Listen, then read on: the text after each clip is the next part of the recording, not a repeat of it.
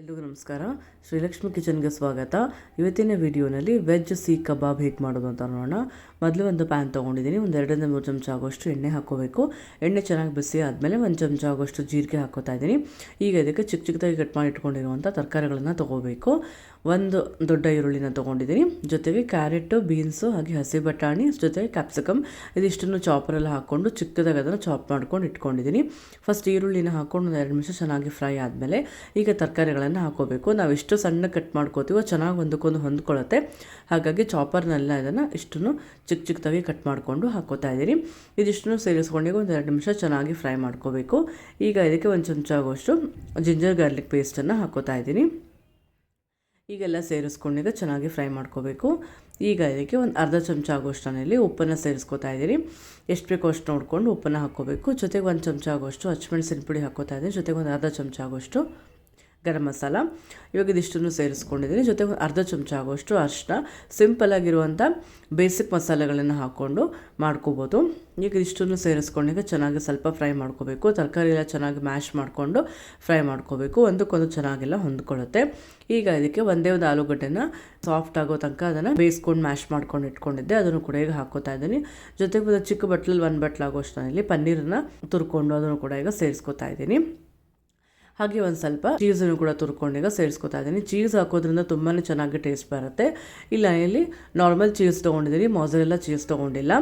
ಈಗ ಇದಿಷ್ಟನ್ನು ಸೇರಿಸ್ಕೊಂಡೀಗ ಚೆನ್ನಾಗಿ ಮಿಕ್ಸ್ ಮಾಡ್ಕೋಬೇಕು. ಚೀಸೆಲ್ಲ ಚೆನ್ನಾಗಿ ಮೆಲ್ಟ್ ಆಗಬೇಕು. ಹಾಗೆ ಪನ್ನೀರೆಲ್ಲ ಒಂದಕ್ಕೊಂದು ಚೆನ್ನಾಗಿ ಹೊಂದ್ಕೊಂಡು ಕ್ಲೀನಾಗಿ ಅದು ಮಿಕ್ಸ್ ಆಗಬೇಕು. ಅಲ್ಲಿ ತನಕ ಫ್ಲೇಮ್ನ ಫುಲ್ ಲೋನಲ್ಲಿ ಇಟ್ಕೊಂಡು 2 ನಿಮಿಷ ಚೆನ್ನಾಗಿ ಅದನ್ನು ಮಿಕ್ಸ್ ಮಾಡ್ಕೋತಾ ಇದ್ದೀನಿ. ಈಗ ಇದಕ್ಕೆ ಲಾಸ್ಟಲ್ಲಿ ಸ್ವಲ್ಪ ಕೊತ್ತಂಬರಿ ಸೊಪ್ಪನ್ನು ಹಾಕ್ಕೊಂಡು ಚೆನ್ನಾಗಿ ಮಿಕ್ಸ್ ಮಾಡ್ಕೊಂಡ್ಬಿಟ್ರೆ ರೆಡಿ ಆಗುತ್ತೆ. ಇವಾಗ ಇದನ್ನು ಒಂದು 10 ನಿಮಿಷ ತಣ್ಣಗಾಗೋದಕ್ಕೆ ಬಿಡಬೇಕು. ಒಂದು ಪ್ಲೇಟಿಗೆ ನಾನು ಇದನ್ನು ಹಾಕ್ಕೋತಾ ಇದ್ದೀನಿ. ಈಗ ಸ್ವಲ್ಪ ತಣ್ಣಗಾದ್ಮೇಲೆ ಕೈಗೆ ಒಂದು ಸ್ವಲ್ಪ ಎಣ್ಣೆ ಹಚ್ಕೋಬೇಕು. ನಾವು ಚೀಸೆಲ್ಲ ಹಾಕಿರೋದ್ರಿಂದ ಕೈಗೆ ಅಂಟುತ್ತೆ. ಹಾಗಾಗಿ ಸ್ವಲ್ಪ ಕೈಗೆ ಎಣ್ಣೆ ಹಚ್ಕೊಂಡು ನಮ್ಗೆ ಎಷ್ಟು ಸೈಜಾಗಿ ನಾವು ಬೇಕಾಗುತ್ತೋ ನೋಡ್ಕೊಂಡು ಅಷ್ಟು ದೊಡ್ಡದಾಗಿ ನಾವಿಲ್ಲಿ ತೊಗೋಬೇಕು. ಒಂದು ಸ್ಕೀವರ್ನ ತೊಗೊಂಡಿದ್ದೀನಿ. ಸ್ಕೀವರ್ನ ಜೊತೆಗೆ ಮಧ್ಯದಲ್ಲಿ ಇಟ್ಕೊಂಡಿರ್ತಾರೆ, ನಾವು ಶೇಪ್ ಕೊಡ್ತಾ ಹೋಗಬೇಕು.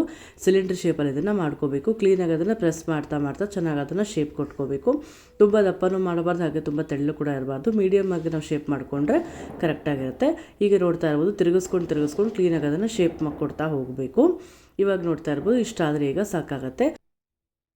ಈಗ ಅದೇ ಥರ ಅಷ್ಟನ್ನು ಕೂಡ ಮಾಡ್ಕೊಂಡು ಈಗ ಇಟ್ಕೋತಾ ಇದ್ದೀನಿ. ಈಗ ನೋಡ್ತಾ ಇರ್ಬೋದು, ನಿಮಗೆ ತೋರಿಸ್ತಾ ಇದ್ದೀನಿ. ಅಷ್ಟು ಕೂಡ ರೆಡಿ ಮಾಡ್ಕೊಂಡು ಇಟ್ಕೊಂಡಿದ್ದೀನಿ. ಸ್ಟಫಿಂಗ್ ಮಾಡ್ಕೊಂಡು ಇಟ್ಕೊಂಡಿದ್ನಲ್ಲ, ಅದೇ ಬಾಣಲೆಗೆ 1-2 ಚಮಚ ಆಗೋಷ್ಟು ಎಣ್ಣೆನ ಹಾಕೋತಾ ಇದ್ದೀನಿ.